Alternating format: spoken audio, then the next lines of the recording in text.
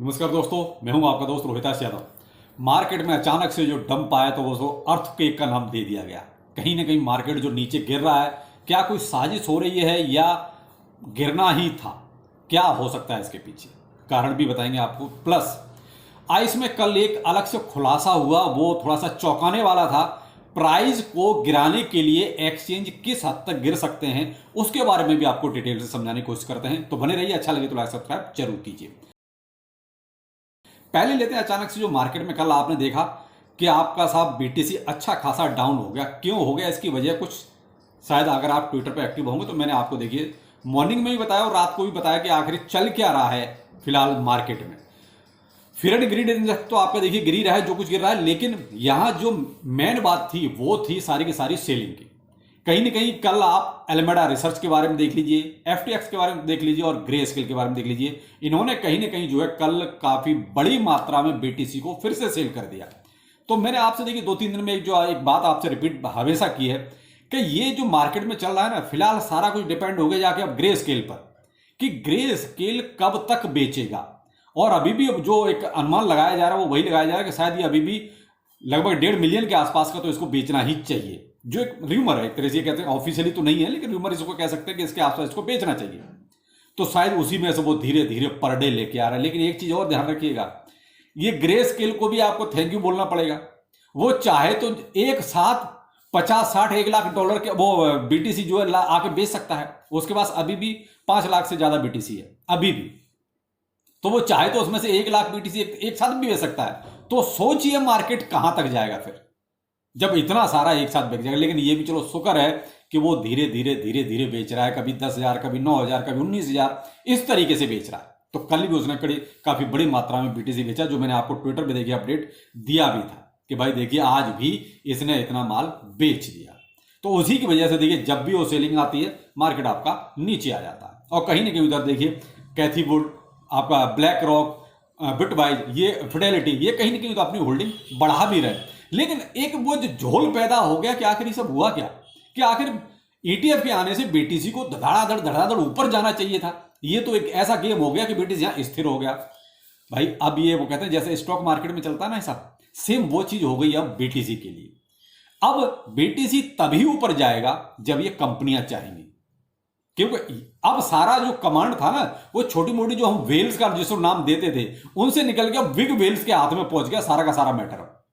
अब black rock जैसी हस्तियां वो कहते हैं वो बिग वेल में आ गई। अभी तक वो एक्सचेंज और एक्सचेंज के साथ मिले हुए जो छोटी बड़ी मछलियां थी उनको हम लोग वेल्स बोलते थे, लेकिन अब उनके हाथ से भी निकल के गेम चला गया है सारा का सारा बड़ी बड़ी मछलियों के नाम हाथ में। यानी कि जैसे BlackRock, Fidelity, Bitwise, ARK investment, इन सब के। अब ये जब चाहेंगे तब साहब आपका बीटीसी अच्छा खासा जंप मारेगा। अगर मैं टेक्निकली, जो लोग हमेशा बोलते हैं कि टेक्निकली ऐसा टेक्निकली वैसा, तो वो चीज भी कल एक पूरी हो गई, जो हमेशा से मैंने बीच में भी 2-4 बार कही थी कि देखिए 39,000 के आसपास आपका एक डंप इसको मारना चाहिए, जहां पे एक अच्छा खासा लिक्विडेशन बैठा हुआ है। जो पुराने होंगे उनको ये चीज पता भी होगी, लेकिन कुछ पता नहीं था कि आखिर जाएगा कब। लेकिन वो चीज भी कल देखिए साहब पूरी हो गई। और एक जो सीएमई गैप का जो हिसाब किताब था वो भी कल फिल हो गया। यानी कि 39,000 और आपका 500 के आसपास जो सीएमई गैप का हिसाब किताब था वो भी आपका कल कंप्लीट हो गया। ट्विटर पे मैंने आपको ये भी अपडेट बाकायदा मॉर्निंग में ही दे दिया था। तो ये देखिए जो टेक्निकली अगर देखा जाए तो वो चीज भी आपकी पूरी हो गई के साथ सीएमई गैप आपका फिल हो गया। अब यहां से मार्केट को ऊपर जाना चाहिए, क्योंकि अक्सर ऐसा होता है कि जब सीएमई गैप जहां भी हो, चाहे ऊपर हो चाहे नीचे हो, उसको मार्केट लेता जरूर है।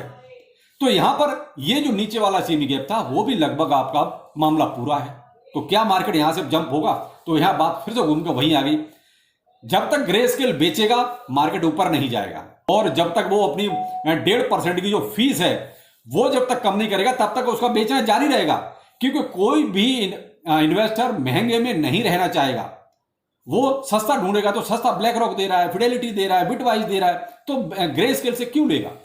तो इसलिए ग्रे स्केल जब तक बेचेगा बीटीसी ऊपर नहीं जाएगा। बीटीसी भी मुझे लगता है कि अब आपका 45,000 भी बहुत दिनों में जाएगा, इतनी आसानी से इतनी जल्दी नहीं जाएगा। जब एक और हाइप क्रिएट होगी हाल्विंग वाली, बीटीसी आपका 39,900 के आसपास अभी भी ट्रेड कर रहा है।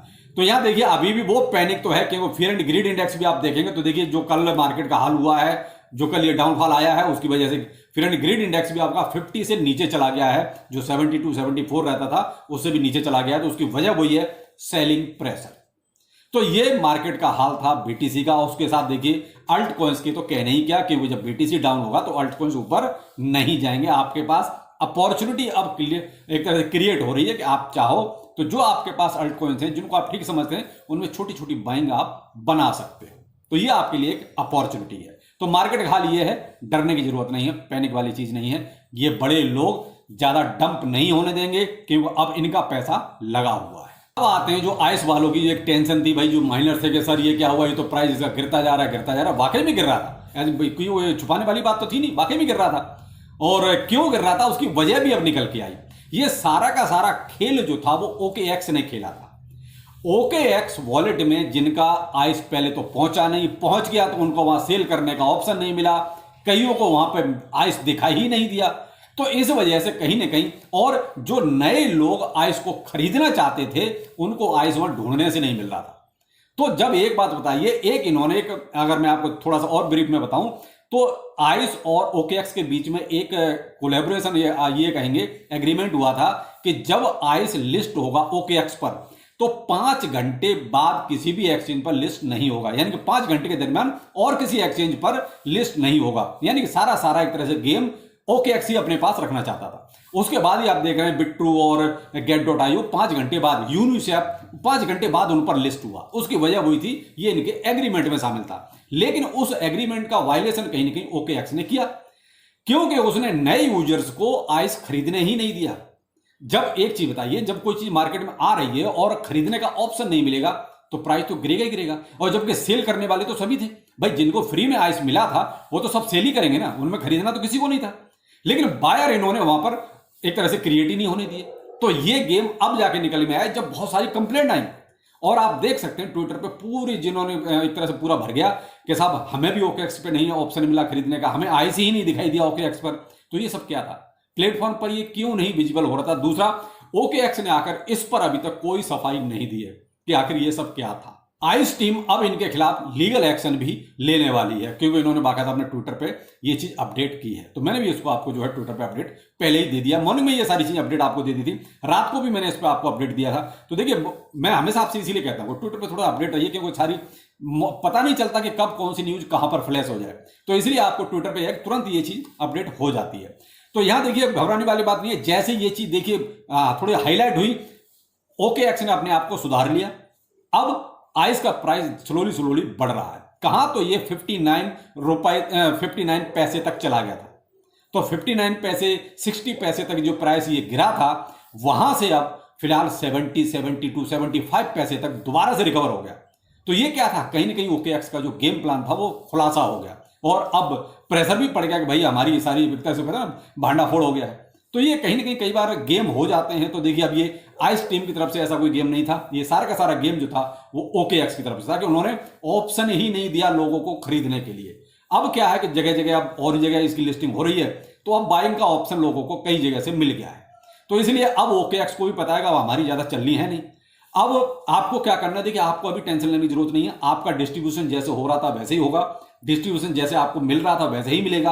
अब एक क्वेश्चन और मैंने आज सुबह ही आपने आइस वालों से पूछा है, और मैं आपको अपने ट्विटर पे दिखाता हूं। देखिए यहां पर आप ये देख सकते हैं, मैंने क्वेश्चन ये किया है कि क्या जिन्होंने वॉलेट एड्रेस OKX का डाला हुआ था, क्या उनको एड्रेस चेंज करने की जरूरत है? क्या वो अब आपके ऐप में, यानी आइस ऐप में ट्रस्ट वॉलेट या मेटामास्क का वॉलेट एड्रेस डालें, या OKX का ही पड़ा है? नहीं, कोई दिक्कत वाली बात तो नहीं है। तो अभी तक मुझे इसका रिप्लाई नहीं मिला है। जैसे ही रिप्लाई मिलेगा मैं आपको जो है ट्विटर पे इसका अपडेट तुरंत दे दूंगा। तो अब डरने की जरूरत नहीं है। कुल मिलाकर स्थिति सारी एक तरह से नॉर्मल है, सब ठीक है। क्योंकि कहीं ना कहीं OKX की जो गलती थी उसका खामियाजा नए लोगों को भुगतना पड़ा, क्योंकि उनको आइस खरीदने के लिए मिला ही नहीं। जो भी है, प्रोजेक्ट है, देखिए बिजनेस है, और ये हमेशा हर आदमी अपने ही प्रॉफिट के बारे में सोचता है। तो कहीं ना कहीं इससे थोड़ा सा लॉस आइस वालों का जरूर हुआ, क्योंकि OKX अगर ऐसा नहीं करता तो मे भी प्राइस एक अच्छा खासा सूट और कर सकता था। लेकिन अब क्या है, धीरे धीरे अब ये फिर से इंक्रीज हो रहा है। तो आप विश्वास बना रख सकते हैं, मर्जी आपकी है, जैसा आपको ठीक लगे। तो चलिए फिर मिलते हैं, नमस्कार।